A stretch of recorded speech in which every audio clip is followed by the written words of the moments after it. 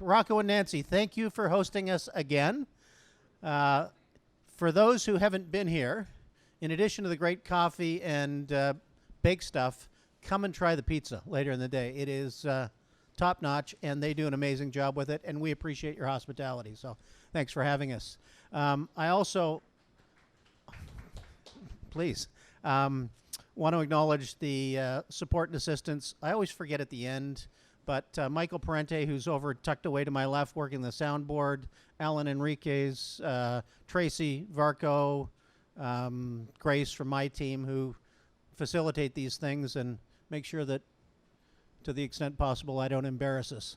The Community Foundation runs a whole bunch of events to educate and engage community, and we've been doing this series now for a while and have had just remarkable interest in kind of a smaller, intimate gathering to have a conversation about stuff that's happening in Hamilton. And I'm really excited about this morning because gentrification, displacement, affordable housing are such critical issues in this community.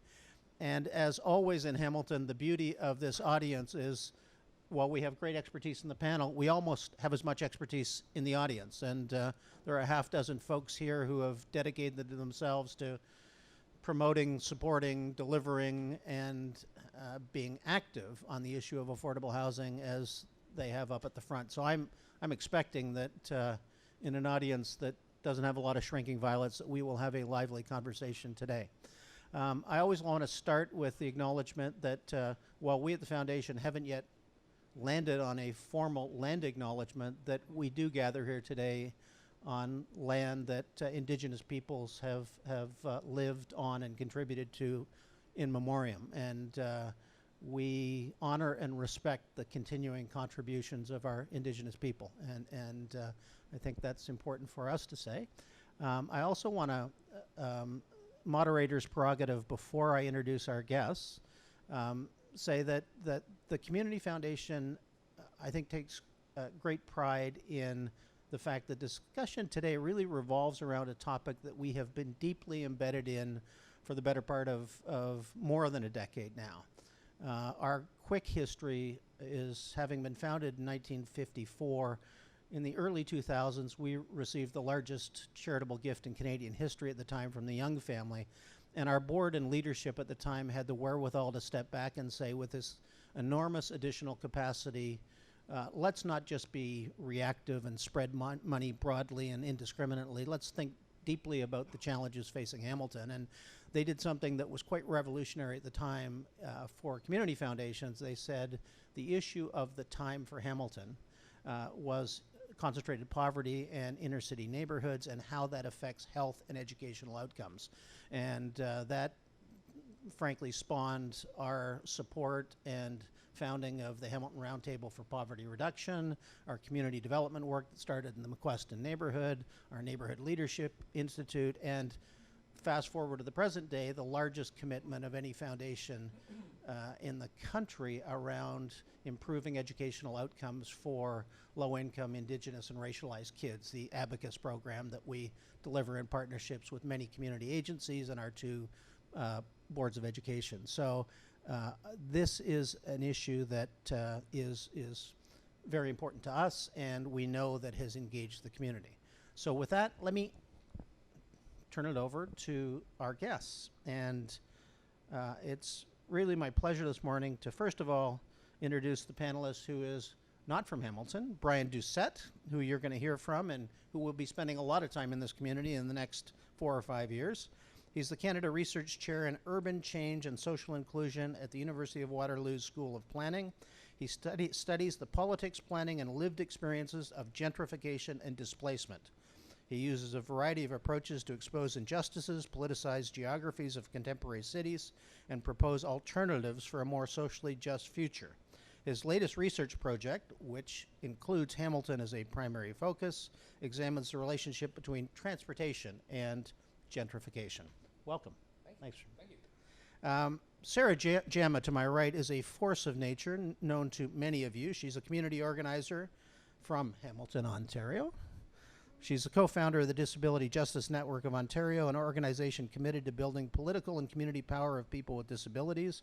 and she is the Senior Program Coordinator at the Hamilton Center for Civic Inclusion, where she's building leadership curriculum for youth and organizing inside and outside political structures, with a big event coming up shortly. Welcome. Good morning. And Sean Hurley, to my far right, lives in Crown Point. Sean's been involved with Crown Point Community Planning Team and currently edits The Point, a community information site. He's also been involved with the Yes LRT movement in Hamilton and the formation of the Hamilton Transit Riders Union, and he supports fully funded public transit. Welcome. Morning. So what I'd like to do at the start, given the depth of experience that Brian has had, I'm going to allow you a few minutes to start by talking about some of your experiences over the course of a career, looking at the impact of gentrification and displacement on communities, and then talk a little bit about the focus of the work that you're going to be doing in Hamilton. Sure. Thank you very much, and thank you for having me here in Hamilton today. It's great to be here, and actually my father did research on Hamilton many, many years ago, I think as part of his PhD research. So we have a family connection to the city that runs back a long time.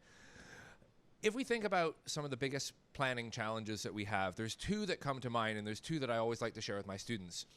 The first one is, how do you build and maintain, because it's not just about building new, but it's also about maintaining affordable housing near good transit, right? And if you look at Toronto as an example of how much it costs to live near good transit, like the subway line, that's a very good example of that challenge. We see that in Waterloo region now emerging as we have our LRT line that's been opened for about half a year. The second, and it's an interrelated challenge, is that many of the things that we consider to be good planning, so things like good transit, things like enhancing the livability of the neighborhood, right? Nice amenities, better public spaces, all these things that we want to have in our neighborhoods, often contribute to making them more expensive, more exclusive, and therefore more gentrified, right? So this is an inherent contradiction within planning that I think a lot of planners think about it. I certainly try and get my students to think about it. But I don't think we've fully reconciled how to resolve these challenges.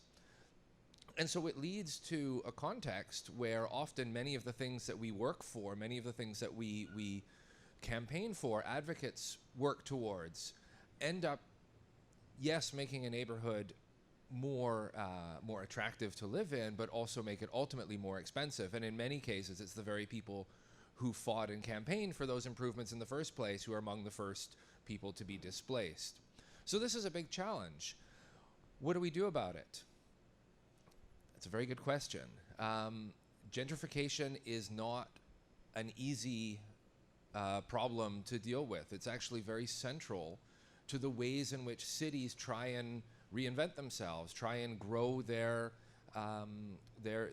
cities, try and sort of revive their neighborhoods. So this idea, even if it's not used directly, the outcomes, the products of gentrification are actually central to the planning and policies that many cities want to achieve. And we see this with many of the things like, is the microphone okay? Yeah. Things like when it comes to transit, new transit infrastructure, new bike lanes, better public spaces, a rebranded commercial strip, right? These are the things, or even things like new development that ends up displacing lower income residents, removing existing affordable housing. So again, another challenge. I'm going to outline some of the challenges and we'll get to the solutions maybe a little bit later. But another challenge is we always talk with affordable housing about building new affordable housing, right? How do we build new affordable housing? And I think there are ways that we can do it, and there are certainly ways that we can do it that we're not already doing at the moment. But another challenge, and when we're talking about the affordable housing piece, that we rarely discuss is how do we maintain the existing affordable housing that we have? And if that housing is substandard, how do we ensure that it's actually good quality housing? So a lot of the gentrification piece isn't just about building the tall condominium towers. We see a lot of that. It's also about the loss of what is already existing affordable housing through things like the deconversion of rooming houses back into single-family homes through processes like renovictions, where landlords will legally or illegally evict their tenants, renovate the units, raise the rates, and then a new higher income tenant comes in. So I want to try also to shift the focus of the conversation, not just about how do we build more affordable housing, how do we build more units, how do we work with different partners to if we get a condo building built, how do we get some affordable housing in that? I want to try and shift the conversation to how do we maintain the existing affordable housing that we have, and how can we do that in a way that also ensures that people living in those areas also enjoy a good quality of life, right? Also thinking about how do you improve an area without leading to displacement. I don't have all the answers. I have some ideas, but let's leave it at there for now. Perfect start. Thank you. And set up for Brian Sibley, who's going to get the question from the floor a little bit later in the program about maintaining existing affordable housing stock. Sarah, I want to put to you a question, because we will focus, I'm sure, a lot on affordable housing and what happens as prices increase and population moves. But there are other effects of gentrification on marginalized communities. And I want you to just, as a person with lots of lived experience and experience as an activist in this community, give us some perspective on those things. Yeah, when we talk about gentrification and displacement in Hamilton, oftentimes I'm frustrated by the lack of conversation around urban design for who, right? There are over 20,000 Black people in Hamilton. There are, Arabic is one of the most popular languages in Hamilton. Like, there are people of color who live and build and work in this city who are often being pushed out of the downtown core, and that's not a conversation. Another thing that's kind of missing from the conversation that often happens around, urban planning and design is that Hamilton is one of the capital places for, social services. In the early 90s, the city of Toronto was giving people bus tickets for them to come here for services, for people with disabilities, for people who needed access to OW and ODSP. People were moving and coming here for those supports in the downtown core, and that's not really a common thing in other cities, right? And so oftentimes the people living in our downtown core right now, places that are being gentrified, are people with disabilities, people with non-disposable income, who have nowhere else to go. So when we're talking about people who are being affected by prices going up, it's people who literally have to decide between paying rent and paying for food to eat, and also have to think about finding other accessible places to live across the city. We're running out of places for people to be able to go. So when we're talking about neighborhoods being livable, these neighborhoods were already livable for certain populations. I remember last year, I was on a panel on gentrification, and one of the things that stuck out to me is, like, a landlord got up and said, well, what am I supposed to do if somebody is addicted to drugs or sex work in my neighborhood? Like, we have to stop this. How am I supposed to rent to these people? And it's like, why come to rent in a city that you know nothing about, or if you're not actually doing it for the sake of the people that you're renting to? We also have to think about learning about the neighborhoods that we live in, and about centering people first. We can't come in with this understanding that people have to change who they are to fit your needs in order to increase your capital. I think that's going to further destroy our city. I think that it's interesting that the rates of poverty are increasing. The basic income pilot project was eliminated, but we still live in a city that's comfortable giving half of our operating budget, half, to the police. I don't think that's a normal thing. If Desmond Cole yesterday, who's an expert in this country nationally, came to Hamilton, and he's here today for his book launch, and he was saying that that's abnormal. If he's saying that's abnormal, Hamilton has an issue. That's not a normal thing, that we're investing that much into policing, but we have trouble with clearing sidewalks for people with disabilities. We have trouble acknowledging that Hamilton has the largest density of people with disabilities in the province. That means a lot of people won't be able to work. A lot of people won't be able to make rent. So what are we doing to actually make the city livable for people who don't fit the common understanding of what it means to have the right to exist in public space? I don't think we're doing enough. And I would actually push for not just piecemeal understandings or numbers around some units of affordable housing, because that's not enough. That's a band-aid solution. We need to start being critical and thinking about, as our society is developing 20, 30 years from now, it's going to be harder and harder for people to survive. What does it mean to acknowledge that people have the right to live regardless of their income? What does it mean to start talking about free housing and ending speculation so that people aren't buying property that just sits there, right? If we have enough housing for people to actually survive, why aren't we talking about free housing? I'm tired of talking about band-aid solutions. I think that's where I'm at this morning. Excellent. Thank you. And you gave me a shameless opportunity to promote our basic income event next Wednesday night at the Braley Center Foundation and the Roundtable with former Senator Hugh Segal talking about his new book on the importance of basic income as part of the solution. Sean, I'm going to come to you.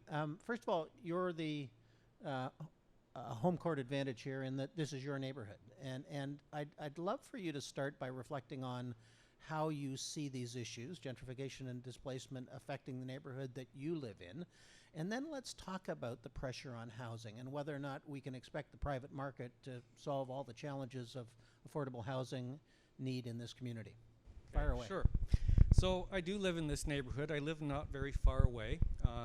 And I took a look at, the city has some wonderful information on demographics of the ward, and you can look back in history.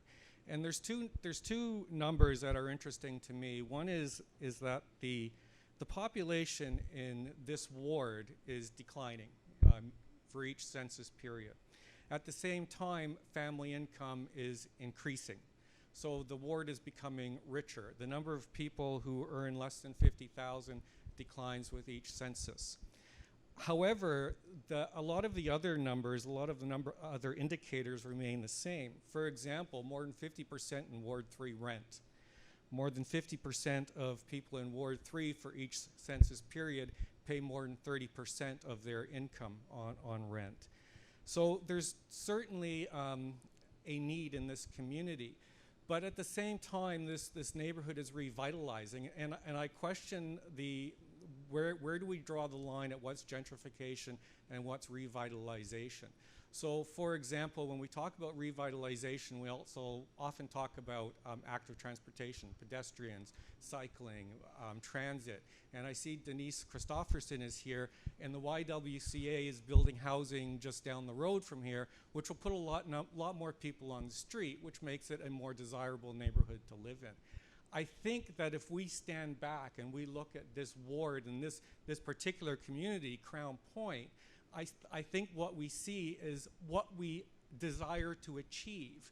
You have a mixed neighborhood of different incomes, different races. It's very diverse, but it's also at risk. It's at risk at gentrification. And I'm going to push back a little bit and say that the problem's not with planning. What the planners are doing, I think, is good. They're saying this is what makes a neighborhood livable. And what makes a neighborhood livable then attracts people with more money who want to live here. And housing prices in this neighborhood have jumped substantially over the last number of years. The problem is with policy. The problem is there's no policy to build affordable housing. There's no policy to protect housing. You know, we say that we leave it to the market to decide where and when to build and for whom. But, you know, how many food banks does Walmart operate? And the answer, of course, is zero. The private market does not build affordable amenities for people. So if we want to have affordable housing, it's time for the government to step up and start to provide it. In terms of transit and transportation, we know when we build transit systems are a great way for people who are lower income to get around affordably. And in fact, I was reading some information just yesterday that one of the major issues that cause people to stop riding transit, people of low income, and to go out and buy a car is increasing transit costs. And in Hamilton, the cost of transit goes up every single year. So the other part of it is that people want transit, and if we don't protect the housing along the transit corridor, the affordable housing, or if we don't prioritize building affordable housing along the transit corridor, then people get pushed out again. And the benefit of transit is lost. I mean, I often say, I make the argument that we can't talk about transportation and housing as separate issues. they're the same issue. You know, if you build housing where there's no transit, you're basically building an island. And if you build transit where there's no housing, who are you benefiting? So, yeah, that's basically me. Excellent. Thank you. So, great start. I'm going to open up to the audience very shortly, but I do want to put all three panelists on the spot a little bit. And first of all, just a quick reflection on the comments about the challenges of new investment in new people. I had the experience of leading a municipal government through the 80s and 90s here when the assessment base was collapsing, and frankly, we were in a period of pronounced decline, job loss, free trade. And I often say that while these problems are challenging of new investment, new population wanting to move here, I take the challenges in the ability to manage outcomes in the present circumstance any day over pronounced decline. Anybody that wants to trade with Buffalo or Detroit, have at it. That doesn't mean we shouldn't be clear-eyed about the real impacts on real people of new investment, new people coming here. So with that context, I think everybody on this panel is a pro-LRT person. That's my guess. But we also know, and let's start in Waterloo, where you've just opened a system, and my good friend Ken Sealing, that was part of his political legacy as the outgoing regional chair. And we know that while these things can have profound and positive implications on how people move around, they also put significant pressure on neighborhoods, economic pressure, and then inevitably displacement. So how do we think about that, and how do we reconcile that issue? And I'm going to ask all three to comment on it, and then we're going to open it up to the audience. Yeah, that's a great question, and it comes down to that fundamental contradiction that I outlined a few moments ago. And we see this in Waterloo region. We see, and it's sometimes you have to know where to look, right? It's one building that maybe had some units above it, or a couple of buildings, nondescript. People in the general discourse would say, you know, oh, there's just underutilized space, right? But these were people's homes. And often, if I think of an area I know quite well, downtown Kitchener, we're losing a lot of those low rent apartments, the rooming houses that are being knocked down. And this is this kind of what I like to call displacement by density, right? And again, we consider this to be a good thing. We consider this intensification. This is exactly what the LRT is meant to do. It's meant to densify the urban core in a rapidly, I mean, Waterloo region is now the fastest growing urban area in all of Canada. And so to not have that growth on the periphery and have it in the core, again, is very good in many, many ways. And the challenge is, well, how do you protect that housing? So there's a few things you can do. First of all, you can have stronger rules around things like rent control. You can have stronger rules and enforcement of things like protecting people against rent evictions. You can ensure that there are homes that are not treated as speculation. There are taxes, empty home taxes, speculation taxes you can bring in. The key that I think in terms of adding new affordable housing to the supply along the LRT corridor or along a good transit corridor, and Hamilton is a perfect example of this as well. So in Hamilton, I mean, Metrolinx, for example, owns tons of land in the city along the LRT corridor. And actually, who owns it? We all do, right? This is publicly owned land. In the city of Kitchener, we have acres of surface parking lots. When downtown was declining, surface parking lots were created, right, along our LRT corridor. So the question then remains, what do you do with this land? Because again, I totally agree, the market is not going to build this kind of housing if we think things like, even things like inclusionary zoning, where we get a few units of housing negotiated into a big private development. If we think that's going to be the silver bullet, we are sorely mistaken. It's going to come down to housing that's outside of the market. And what can you do? Well, publicly owned land. You can work with nonprofits, community organizations, right? Many of whom have some access to financing, they just don't have land. You can work with religious organizations, right? Churches that are underutilized or sometimes closing. There's examples in other parts of Ontario where that has happened. So that publicly owned land or that non-marketized land piece, I think, is one of the ways in which you can add more supply along an area that is rapidly changing because of something like transit. Excellent. Thank you. Speaking of faith-based housing providers, Graham Cubitt crawled out of bed and arrived late just a moment ago. Not that I want to center him out. Same question to you, Sarah. LRT? Yeah, I think a lot of people had hesitation around the LRT. I support it. I think it creates more accessibility. Like I said, Hamilton has the largest density of people with disabilities, so just getting around would be easier, and it's better for the environment. However, I was one of the people that was also hesitant around it because I knew it would lead to the displacement of many people, particularly like large Somali populations that had settled into Hamilton in the early 2000s, were pushed out of their homes on James Street and Queen Street. There were people who were being bullied into leaving through rent evictions. I think when we're talking about LRT, the people who are in these conversations, particularly political officials, need to be talking about affordable housing way in advance, and I didn't feel like that was happening. It was kind of a conversation that happened after to appease dissent. Like, don't worry, we can use community benefits in order to push Metrolinx into building affordable units. And so that was appeasing a lot of people into like supporting it, but at the same time, if these conversations are not being had well in advance, I think it always leads to the detriment of people living on these areas. Now we see that the LRT may or may not happen, but many people were still pushed out of their homes, and where did they go? Like, nobody tracked it. We don't know how to follow up with people. They were just kind of, made to leave, right? Some people were given lump sums of money to leave their homes, not understanding the long-term impact, or that it would be harder to find an affordable place to leave. Some people tried to fight in order to stay. I think that these conversations around affordable housing should have happened well in advance, and they didn't before the conversation around LRT really, really picked up. I also think that affordable housing, like I said earlier, isn't going to be the solution, and I think you kind of alluded to that. It's not enough to just say that we have to use inclusionary zoning to say certain percentages of housing should be affordable and the rest can be whatever. I think we actually have to start redefining what we think housing is and who has the right to housing in the city, because if we don't, people are still going to be hurt as we continue this conversation about revitalizing our city. Like, so who are we developing for? Thank you. Sean, I'm gonna make a forecast, and that is that province has appointed a task force to come back with recommendations on the fate of LRT. Just from what I can see of the composition of the task force and the reality of how do you justify any return on investment, that LRT is going to be some component of what emerges from those recommendations, and we will then be seized with yet another endless conversation on this.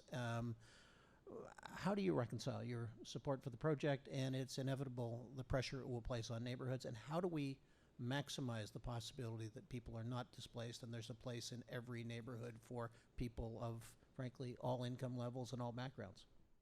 I think, first of all, I asked the question, who rides public transit? It's difficult to find those demographics for City of Hamilton, but there are studies, and typically a transit rider is going to be female. She's going to be a person of color or an immigrant. She likely has a BA, and she's likely underpaid or underemployed. So these people are not going to stop riding transit. They are going to still be dependent on public transit, whether we have a bus or whether we have an LRT or some other component of transit. The question for me then is the critique I hear a lot is that if we build LRT, it's going to serve people like me. It's going to serve someone who's white, middle income, middle-aged, and who typically gets to work by car. Well, that's part of the policy outcome. That's part of the policy goal, is to move people like me out of their cars and onto public transit. And if we're sharing that ride with people who are not like me, well, that's overall a good thing, I think. The problem, again, and to repeat, I'm going to move my hand here because this thing. The problem, again, I think, is that we're not building nor protecting housing. And that's where the policy failure is. And somehow the government needs to get directly involved in building housing for people who need it. For example, in Hamilton, we know that rents have gone up substantially. but they're not building purpose rentals. What they're building is they're building condominiums, and then speculators or are buying those condominiums and then renting them out at higher rates. So there's no available, or there's a declining availability of purpose-built rentals that are affordable. And if the market's not going to build them, I'll say it again, we ought to. Can I just add two very quick points, just in response to this? Because I think these are so excellent points that have come up. And so two other things in terms of this idea of transit and affordable housing in particular. The first is really connecting with some of those lived experiences, which you've been doing. And I think understanding the lived experiences of struggling with gentrification helps to shift the narrative of a place that, you know, this is all good and everyone's benefiting and look how great it is. The second point about LRT more specifically, so I live along the LRT line in Waterloo. I use it. I'm, you know, one of the people, I guess maybe it's supposed to attract. And something like an LRT is a premium infrastructure, right? It's fast, it has priority, it runs frequently, so there's a train every 10 minutes, even late in the evening it's every 15 minutes. And so it really separates that premium infrastructure out from the rest of the bus network, which in Waterloo region is primarily a bus every 30 minutes, which is when you use public transit, if there's a bus every 30 minutes, when you have no other option. It's not going to get you into transit and out of your car. So one thing you can do to partially mitigate that unevenness is actually increase the frequency and the priorities of the rest of the network. So if you create a fast, frequent network of buses, in addition to the LRT, if you have 10-minute service, say, across your city, and if there are difficult intersections, you give those buses priority just like you give the LRT priority, then you start to iron out some of those unevennesses of having that one premium transit line in a city where the rest of it is 30-minute service.